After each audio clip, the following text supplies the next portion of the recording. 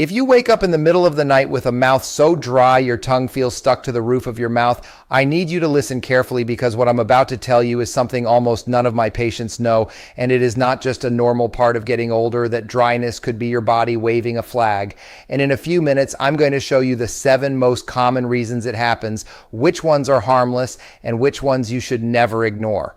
One of them surprised even me the first time I saw it in a patient, and I've been practicing medicine for over 20 years. Stay with me until the end, because the third cause on this list is the one almost every senior overlooks completely.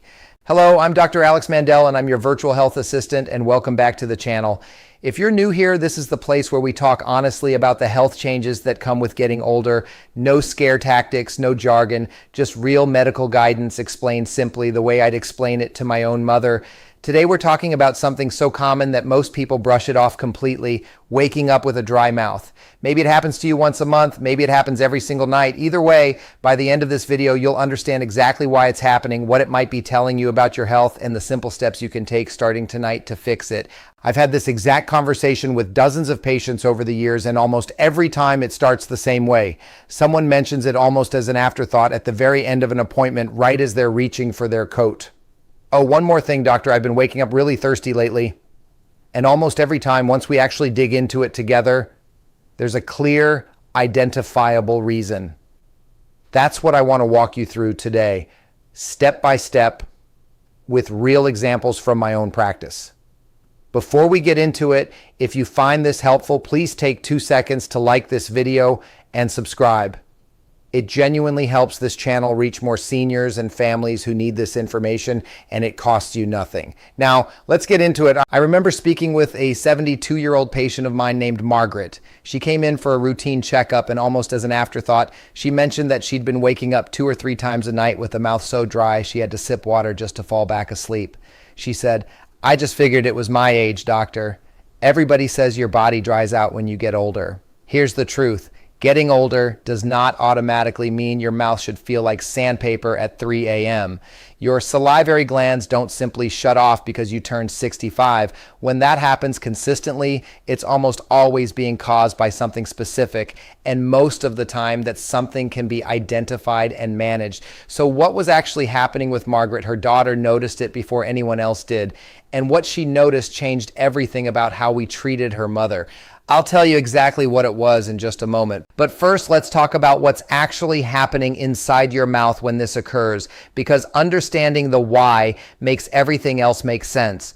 Your mouth is supposed to stay coated in a thin layer of saliva all the time, even while you sleep, just in smaller amounts.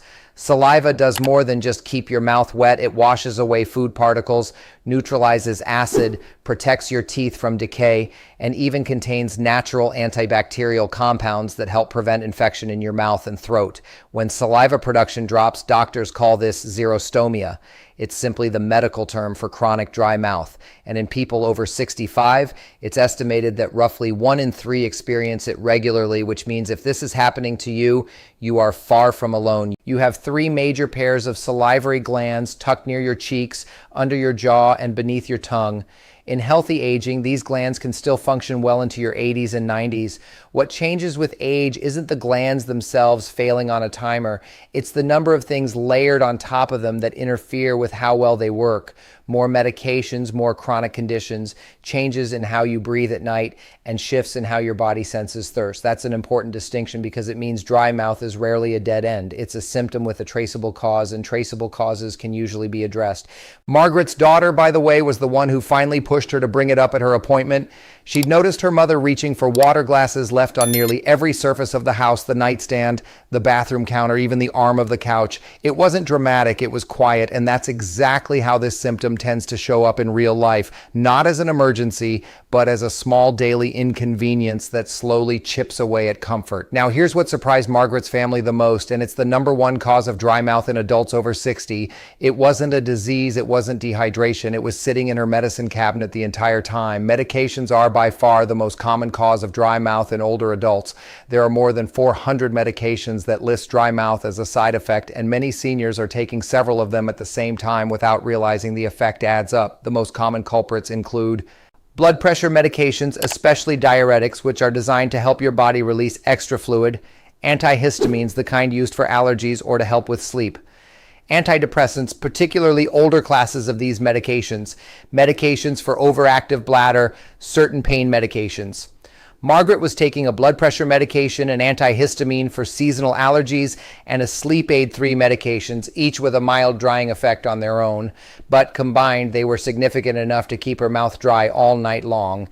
If a medication was prescribed to me, it can't be the cause of a new symptom. Fact. Medications you've taken safely for years can still contribute to new symptoms as your body changes with age, especially when combined with other prescriptions.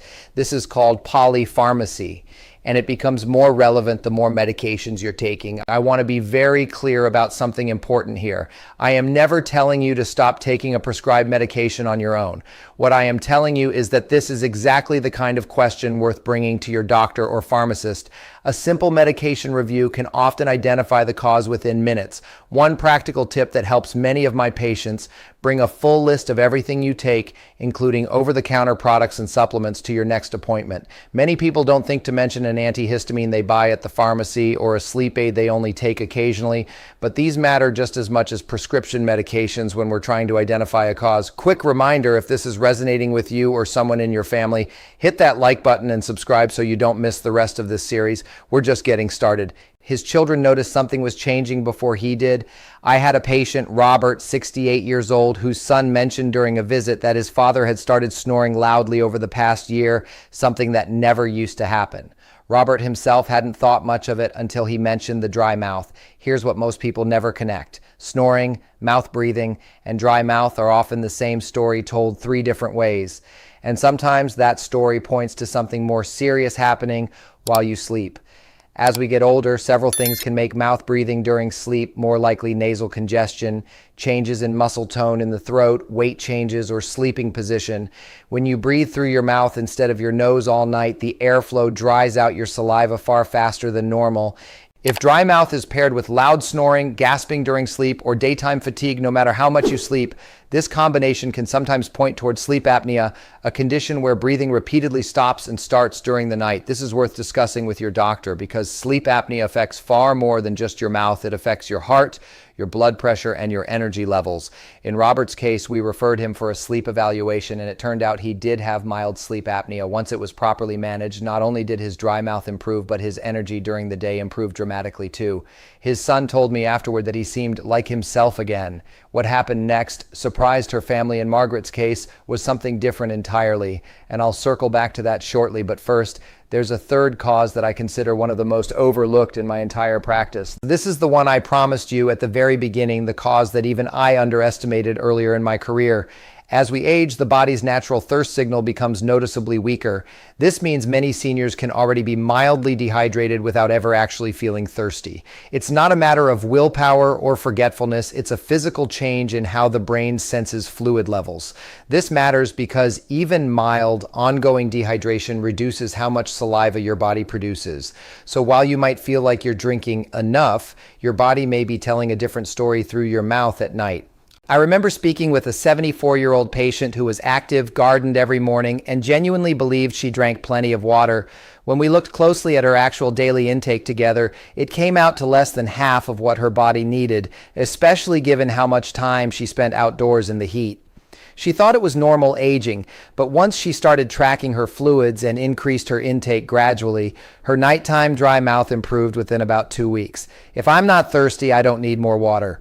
Fact. In older adults, thirst is an unreliable signal. Hydration needs to become a habit and a routine, not something you wait to feel. If you're learning something new here, this is exactly the kind of information I want more families to see. Take a moment to like and subscribe. It really does help this reach the people who need it. Now here's the part most people skip past, and it's the reason I take this symptom seriously every single time a patient mentions it to me. Chronic dry mouth isn't just uncomfortable. Saliva plays a protective role that most people never think about until it's reduced. Without enough of it, several things can happen over time. Increased risk of tooth decay and cavities because saliva normally washes away food particles and neutralizes acids. Higher risk of gum disease and mouth infections. Difficulty chewing and swallowing certain foods, which can affect appetite and nutrition. Bad breath that doesn't improve with brushing alone, cracked lips and a sore burning sensation on the tongue, Trouble wearing dentures comfortably since saliva helps them stay in place. If dry mouth is severe enough to cause difficulty swallowing food or liquids, or if you notice choking episodes during meals, this should be evaluated by a doctor rather than managed at home. Swallowing difficulty in older adults deserves a proper medical evaluation. She thought it was normal aging, but Dorothy, one of my longtime patients, had gone almost 2 years without mentioning her dry mouth to me, assuming it was just something to live with. By the time she brought it up, she had already developed several new cavities and was avoiding her favorite foods because chewing had become uncomfortable. Once we addressed the underlying cause, her comfort and her appetite came back. This is exactly why I wanted to make this video. Not to alarm you, but because this is one of those symptoms that's genuinely easy to manage once you understand it, but easy to ignore if no one explains why it matters. While medications, mouth breathing, and mild dehydration explain most cases, there are a few underlying medical conditions worth knowing about because catching them early makes a real difference. Diabetes can cause dry mouth, especially when blood sugar levels are running higher than they should be. This is sometimes one of the earlier signs that blood sugar needs better management. Sjögren syndrome is an autoimmune condition that specifically affects the glands that produce saliva and tears. It's more common in women over 40 and often causes dry mouth alongside persistently dry eyes. Previous radiation therapy to the head or neck area for those who have had cancer treatment in that region can also permanently reduce saliva production. Dry mouth is always caused by something serious. Fact, in the vast majority of cases, dry mouth is caused by medication side effects, mild dehydration, or mouth breathing during sleep, all of which are very manageable. Serious underlying conditions are the exception, not the rule, but they're still worth ruling out. So please don't panic if this is happening to you. What I want is for you to pay attention to it, mention it to your doctor at your next visit, and not simply dismiss it as just getting older. I had a patient named Susan, 66 years old, who came to me not for dry mouth, but for persistent dry, gritty eyes that she'd been treating with over-the-counter drops for over a year. It was only when I asked directly about her mouth that she mentioned, almost in passing, that she'd also been unusually thirsty and dry at night. That combination, dry eyes and dry mouth together, led us to test for Sjögren syndrome, and the diagnosis came back positive. Once she understood what she was dealing with, she was able to work with a rheumatologist on proper management, and both symptoms became far more manageable. Her only regret was not mentioning the two symptoms together sooner. That story is a good example of why I always ask my patients about their eyes when they mention dry mouth, and about their mouth when they mention dry eyes. The two are connected far more often than people realize. If you wear dentures, dry mouth deserves even more attention because saliva is what helps create the natural suction that keeps dentures comfortably in place. When your mouth is dry, dentures can feel loose, shift while you're eating or talking, and cause irritation or sore spots that weren't there before. If you've noticed your dentures fitting differently than they used to, don't assume it's simply time for a new set. Ask your dentist whether dry mouth could be playing a role first. Quick reminder before we move into what you can actually do about this, like share this with someone who might need it and subscribe if you haven't already. It helps more than you know. Now let's talk practical steps, the same ones I recommend to my own patients. First, sip water throughout the day rather than large amounts all at once. Keeping a water bottle within reach as a visual reminder works well for many of my patients since thirst alone isn't a reliable guide. Second, consider a bedside humidifier, especially if you sleep with your mouth open or live somewhere with dry air. This alone resolves the problem for a surprising number of people. Third, sugar-free gum or lozenges can stimulate natural saliva production. Look for ones containing xylitol, which also has a mild protective effect on teeth. Fourth, cut back on caffeine and alcohol in the evening, since both have a drying effect and can make nighttime symptoms worse. Fifth, ask your doctor or pharmacist for a full medication review. This is the single most valuable step for many seniors, since adjusting timing or dosage of a medication can sometimes make a meaningful difference without changing your treatment plan at all. Sixth, keep up with regular dental checkups. Your dentist can catch the early effects of dry mouth, like small cavities, before they become bigger problems. And finally, if you snore heavily or wake up gasping, bring this up with your doctor. A simple sleep evaluation can uncover a lot. I'd also gently add, keep a small notepad by your bed for 1 week. Each time you wake up because of dry mouth, jot down the time. Patterns you notice, like it always happening a few hours after a glass of wine or only on nights you forget your evening allergy pill, can be incredibly useful information to bring to your doctor. It turns a vague complaint into a specific, solvable puzzle. And in my experience, patients who track this way tend to get answers faster. going back to Margaret once we reviewed her medications together, adjusted the timing of one of them, added a bedside humidifier, and encouraged her to sip water steadily through the day. Her nighttime dry mouth improved within about 10 days. She told me at her follow-up, "I wish I had mentioned this to you years ago instead of just living with it." Before we wrap up, let me answer a few questions I hear often about this topic. Is it normal to wake up just once with a dry mouth? Occasionally, especially after salty food, alcohol, or sleeping with a heater running, this can happen to anyone and usually isn't a concern. It's the consistent nightly pattern that's worth paying attention to. Can dry mouth affect my sense of taste? Yes. Saliva plays a role in how flavors reach your taste buds, so ongoing dry mouth can make food taste duller than it used to, which sometimes affects appetite. Should I use mouthwash to help with dry mouth? Be cautious here. Many mouthwashes contain alcohol, which can actually make dryness worse. Look for alcohol-free options and ask your dentist for a recommendation suited to dry mouth specifically. So here's what I want you to remember from today. Waking up with a dry mouth is common, but it is not something you simply have to accept as part of getting older.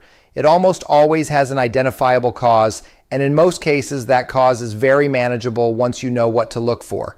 You don't need to panic about this. You just need to pay attention, make a few small adjustments, and have an honest conversation with your doctor if it continues. Your comfort, your sleep, your teeth, and your independence are all worth that conversation. If this video helped you understand something about your own health today or reminded you of someone you love, please take a moment to like this video, subscribe to the channel, and share it with a family member. So many of the seniors I meet in my practice tell me their family found this channel first and passed it along to them, and that's exactly the kind of ripple effect I hope this creates.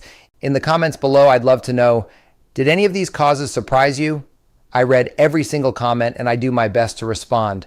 I know that watching a video like this can bring up more than just facts about saliva and hydration.